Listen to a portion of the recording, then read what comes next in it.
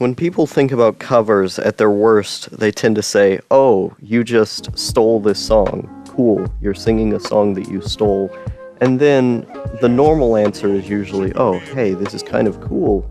You know, you sung a song that I like. Maybe you go to a bar and there's just a cover band there playing a song that you know. And so because you know it, you listen to it and you feel it. There are cover bands that get paid to do that. But it never is taken as its own artistic merit. It's never viewed as anything beyond that. And I think covers can become transformative art given the context of who is playing them and how they're placed within a greater work. I don't think a cover album can directly be a complete original work of art unless the track placing was so significant that all of the tracks just led into one another, that all of the tracks just played off one another. But even then, that's a stretch, because the entire thing is made up out of other media. But I think if you have an entire album that's sort of scripted out and done by your own work, but place a cover or two in there at significant emotional points in the album's story, then you can create transformative work, as well as having someone who just has a very distinct voice and different take on the song.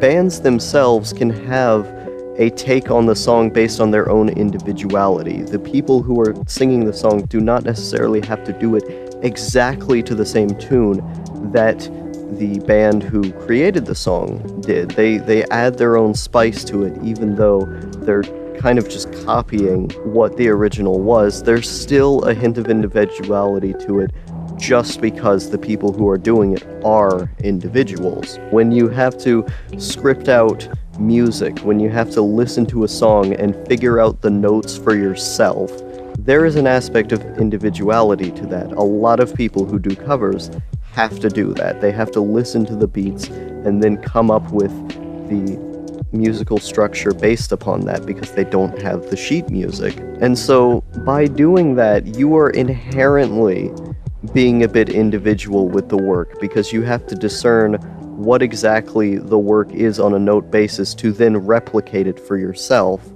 And I don't think you can necessarily get that 100% correct just because it is a different person doing it in the playing style.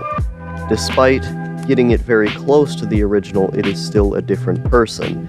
And if you utilize the fact that it's a different person in order to do something special, then I think you can create a meaningful piece of art. Maybe someone has a specifically high voice and it works on certain lyrics within the song to then give the song a new meaning.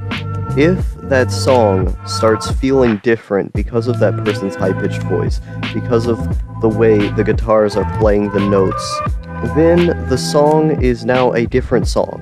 It's taking what was originally there and then creating something new out of it to then create new emotions. The vocalist is different, and they're inflicting different emotions upon the audience, then it is now a different song, simply built off the skeleton of an old one. This can happen even with covers. So I think with a cover that's cleverly placed within an album, with a cover that is distinct enough, it can be transformative art. It isn't necessarily just taking everything. Sure, it's taking large aspects, but it transforms them into a new thing. And I think the emotions that can be elicited from that existing thing being turned into a new thing is valuable. I think it's perfectly valid to have that art and for it to have values as its own thing, simply built off another.